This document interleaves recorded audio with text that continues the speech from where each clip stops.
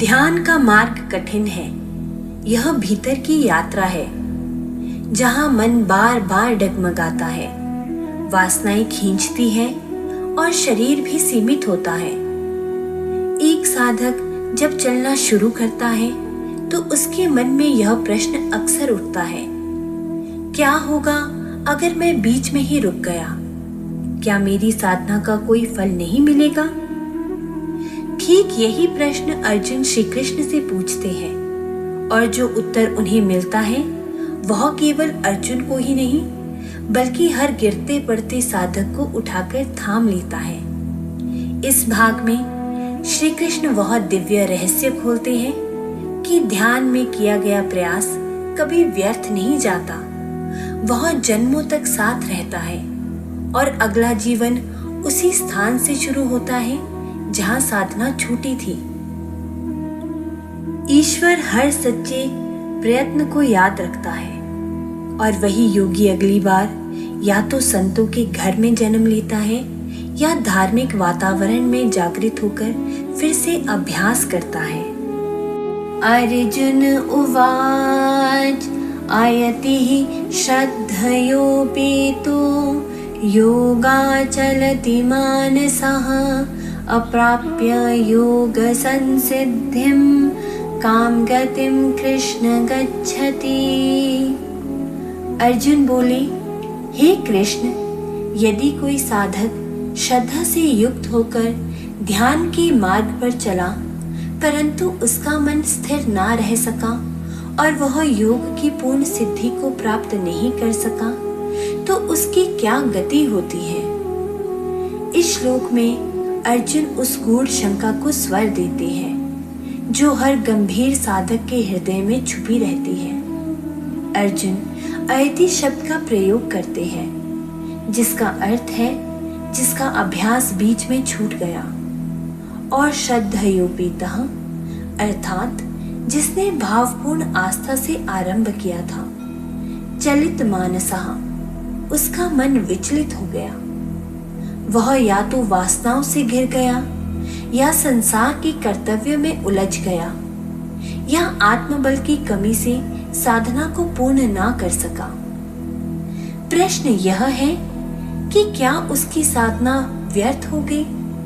क्या वह ना इधर का रहा ना उधर का? इस श्लोक में दिए गए कुछ शब्दों के अर्थ कुछ इस प्रकार से है। अयति यानी अधूरी सीढ़ी पर ठहरा हुआ आत्मा। श्रद्धयोपेतः वह बीज जिसमें आकाश की चाह तो है पर जड़ें अभी कमजोर है। चलित मानसः वह दीपक जो जला तो सही पर हवा की लहरों से थरथरा उठा। ये सब इसके सिंबॉलिक मीनिंग है। यह श्लोक मानव की उस सच्चाई को उजागर करता है जहां प्रयास है पर सिद्धि नहीं और डर है कि कहीं मेरी आधी यात्रा व्यर्थ ना चली जाए। कच्चिन्नो भय विभ्रष्टश् छिन्ना भ्रमीव नश्यति अप्रतिष्ठो महाबाहो विमूढ़ो ब्राह्मणः पथि। हे महाबाहो, क्या ऐसा साधक जो न कर्म मार्ग में स्थापित रहा और न ज्ञान में सिद्ध हुआ वह दोनों ही से भटका हुआ समझा जाए? क्या वह टूटे बादल की भांति नष्ट हो जाता है? यहाँ अर्जुन की चिंता और गहराती है। वह पूछते हैं कि ऐसा साधक जो आधे रास्ते तक पहुंचा पर न कर्म का पूर्ण फल भोग सका और न योग की सिद्ध अवस्था को प्राप्त कर सका, क्या वह अस्तित्व में कहीं नहीं टिक पाया? छिन्नाभ्र यानी टूटे हुए बादल का यह उपमान अत्यंत मार्मिक है। बादल जो आकाश में था धरती तक नहीं पहुंचा और उड़ते उड़ते बिखर गया। क्या ऐसा ही साधक भी ब्रह्म पथ पर चलकर अधर में ही विलीन हो जाता है? इस श्लोक में दिए गए कुछ शब्दों का अर्थ कुछ इस प्रकार से है। छिन्नाभ्रम यानी टूटे हुए आदर्श, अधूरी साधना, मौन में विलीन हो जाने की पीड़ा। विमूढ़ा यानी जो न कर्म के फल में रुचि रख पाया और न पूर्ण निर्वाण तक जा सका। यहाँ अर्जुन उस साधक की चिंता कर रहे हैं जो दिशा चुन तो सका पर मंजिल तक पहुंचने का सामर्थ्य नहीं जुटा सका। क्या ऐसे प्रयास ईश्वर की दृष्टि में भी अधूरे होते हैं? एतन्मे संशयं कृष्ण छेतुर्मर्हस्य शेषतः त्वदन्यः संशयस्यास्य छेता नायुपपद्यते। हे कृष्ण, आप ही मेरे इस गूढ़ संशय को पूर्ण रूप से समाप्त करें, क्योंकि इस संशय का निवारण आपके अतिरिक्त और कोई नहीं कर सकता। यह श्लोक अर्जुन के पूर्ण समर्पण और विश्वास को दर्शाता है। वह यह जानता है कि यह प्रश्न केवल तर्क से नहीं सुलझेगा, यह आत्मिक अनुभूति और भगवान की वाणी से ही शांत होगा। छेतुर्मर्हसि अशेषतः मतलब यह संशय थोड़ा नहीं पूरी तरह मिट जाना चाहिए। यह वह क्षण है जब एक साधक कहता है, अब ज्ञान नहीं, अब उत्तर केवल आपकी कृपा से चाहिए। संशय यानी आत्मा में उठता भय कि मैं पर्याप्त नहीं हूं। छेत्ता जो केवल अनुभव और कृपा से उस भय को जलाकर राख कर सके। संशय तब तक रहता है जब तक हम केवल स्वयं पर निर्भर रहते हैं। ईश्वर के सामने सिर झुकाना संशय से मुक्ति की पहली सीढ़ी है। श्री भगवानुवाच पार्थनेवेहनामुत्र विनाशस्तस्य विद्यते नाहि कल्याणकृत कश्चित् दुर्गतिं तात गच्छति। श्री भगवान बोले, हे पार्थ, ना तो इस लोक में और न प्रलोक में उस साधक का कभी विनाश होता है, क्योंकि जो भी शुभ की ओर चला वह कभी दुर्गति को प्राप्त नहीं होता।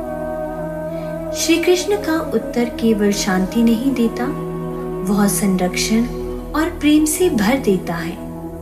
वे कहते हैं, जो भी सच्चे हृदय से कल्याण का प्रयत्न करता है, भले ही वह अधूरा रहे पर उसका कोई अंश भी नष्ट नहीं होता। नैवेह नामुत्र विनाशः अर्थात यह प्रयास जीवन के हर क्षण में सुरक्षित रहता है। न ही कल्याण कृतश्चित् दुर्गतिम गच्छति अर्थात जो शुभ भाव से प्रेरित है वह कभी दुख या अंधकार में नहीं गिरता। ईश्वर का न्याय गणना से नहीं नियत से होता है। जो मन से चला वह रास्ता पा ही लेता है, और जो सच्चा प्रयत्न करता है ईश्वर उसे कभी नहीं छोड़ते। प्राप्य पुण्यकृतं लोकान् उषित्वा शाश्वतिः समः शुचीनां श्रीमतां गेहे योगभ्रष्टोऽभिजायते। योग भ्रष्ट पुरुष पुण्यवानों के लोकों को अर्थात स्वर्ग आदि उत्तम लोकों को प्राप्त होकर उनमें बहुत वर्षों तक निवास करके फिर शुद्ध आचरण वाले श्रीमान पुरुषों के घर में जन्म लेता है। यहाँ पुण्य लोक और शुचि कुल कोई भौतिक जगह नहीं बल्कि अंतर्मन की अवस्था है।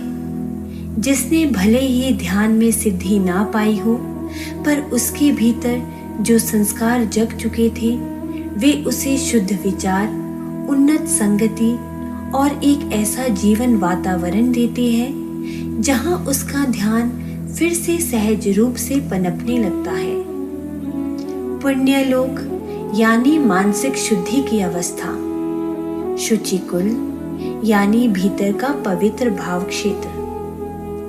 ध्यान के प्रयास जीवन में नए संकल्पों, नए अवसरों के द्वार खोलते हैं। अथवा योगिनामेव कुले भवति धीमताम् एतद्धि दुर्लभतरं लोके जन्म यदीदृशम्।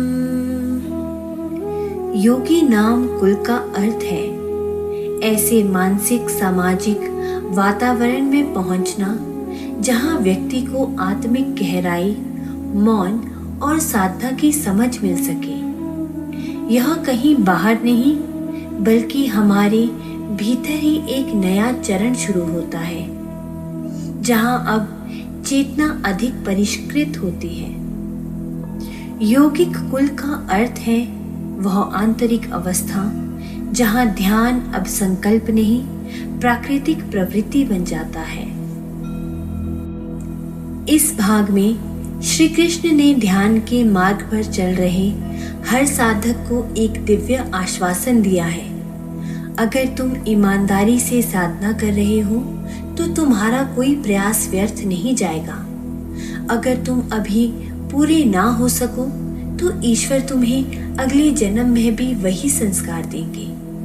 तुम्हें या तो सज्जन धर्मशील कुल में जन्म मिलेगा या किसी ज्ञानी परिवार में जहां तुम सहज रूप से ध्यान की ओर उन्मुख हो जाओगे।